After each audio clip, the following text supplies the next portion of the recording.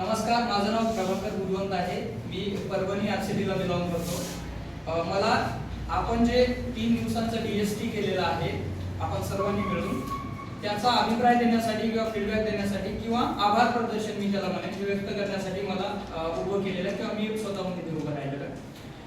हे सुरू करताना मला असं वाटतं आपण एक 15 दिवस मागे जाऊया. त्या 15 दिवसामध्ये आपण जे डीएसटी करणार आहोत ते डीएसटी नेमकं काय असेल याबद्दल प्रीती पांडे मॅडमनी जास्त कंट्रोलर आहेत आपल्या आरसीटीच्या, यांनी आपल्याला खूप चांगल्या प्रकारे सांगितलं की आपण डीएसटी म्हणजे नेमकं काय करणार आहे, तिथे प्रोग्राम कसा असणार आहे आणि ह्या सगळ्या गोष्टीबद्दल त्यांनी बीसीस मधून ते कव्हर केलं.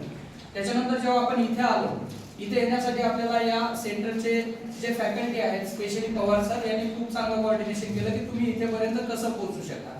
त्याच्यानंतर इथे आल्यानंतर आपण सगळे इथे जण आलो 6 तारखेला.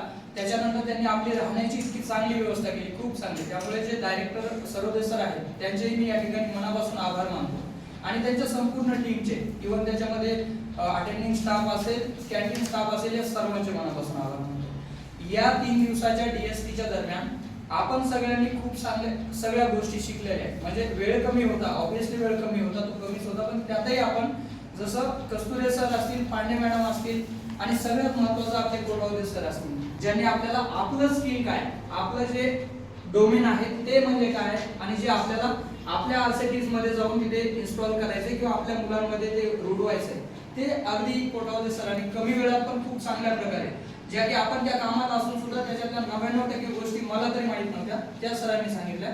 त्याच्यामुळे सरांचे खूप मनापासून या ठिकाणी मी आभार मानतो. आणि याच्यासोबतच शेवटचं आहे की आपण जे सर्वांनी, मॅडम मला असं वाटतं की सरांनी कस्तुरे सरांनी आम्हाला एक गोष्ट सांगितली ती मला इथे मेन्शन करायची की प्री ट्रेनिंग, अंडर ट्रेनिंग आणि पोस्ट ट्रेनिंग या 3 गोष्टी आपल्याला फक्त लक्षात ठेवून इथून जायचंय. प्री ट्रेनिंग म्हणजे काय, तर ट्रेनिंगच्या आधीपासून एखादा मुलगा आपल्या ट्रेनिंग सेंटरवर येतो त्याच्या आधी आपल्याला त्याच्यासोबत म्हणजे ऑफकोर्स तो मोबिलायझेशनचा भाग आहे, पण त्याच्यातही आपल्याला कसं इन्व्हॉल्व होता येईल हे आपण प्रयत्न करूया. कारण की एखाद्या मुलाची मेंटली तयारी करून आपल्याला त्याला सेंटरमध्ये आणायचं. मग तो मेंटली बाह्य त्याला आपण प्रेरणा म्हणतो. बाह्य प्रेरणेने जेव्हा तो सेंटरवर आला त्याचा आपण रजिस्ट्रेशन वगैरे सगळे मिळून करूया. आरसीटीने आपणही त्यांना हेल्प करूया. रजिस्ट्रेशन झाल्यानंतर आपण त्याला ट्रेनिंग मध्ये इन्व्हॉल्व करतोय. मग हे ट्रेनिंगचा जो पिरियड आहे आपला साधारणतः 30 दिवस आहे, आपण त्याच्यावरच बोलूया. या 30 दिवसामध्ये तो बाह्य प्रेरणेने आपल्या इथे आला होता, पण पुढच्या 2-3 दिवसामध्ये त्याला अंतर्गत प्रेरणा जागृत करण्याची जबाबदारी आपली आहे डोमेन ट्रेनर म्हणून. जे की आपण त्याला सांगितले आता त्याला स्वतःहून अंतर प्रेरणेने त्या गोष्टी करायला लागाव्या पुढच्या 2-3 दिवसामध्ये जेव्हा आपण अंडर ट्रेनिंग मध्ये त्याला ठेवतो. आणि मग ट्रेनिंगच्या बाहेर त्याला आपण एक वेगळा आलेला वेगळा माणूस जाताना तो डेफिनेटली टोटली वेगळा दिसला पाहिजे, ज्ञानाने आणि त्याच्या बाह्य प्रेरणेने. दोन्ही गोष्टी महत्त्वाच्या आहेत, ठीक आहे. आणि पोस्ट ट्रेनिंग मध्ये आपल्याला हे कव्हर करायचंय की जो माणूस जे आपला आरसीटीचं टार्गेट आहे, जे उद्दिष्ट आहे की आपल्याला एक खंबीर व्यक्ती घडवायचा आहे, एक रोजगार त्याला द्यायचा आहे आणि रोजगाराच्या माध्यमातून तो स्वतःच्या पायावर उभं राहिला पाहिजे. मग तो रोजगार असेल किंवा त्याचा स्वतःचा व्यवसाय असेल.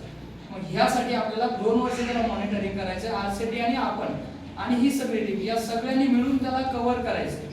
कारण एका महिन्यात त्याने जे घेतलंय त्याला इम्प्लिमेंट करण्यासाठी डेफिनेटली अडचणी येणार आहे आणि म्हणून त्याला खंबीरपणे त्या अडचणी पूर्ण करण्यासाठी आपल्या सगळ्यांना मिळून त्याला हेल्प करायची आहे.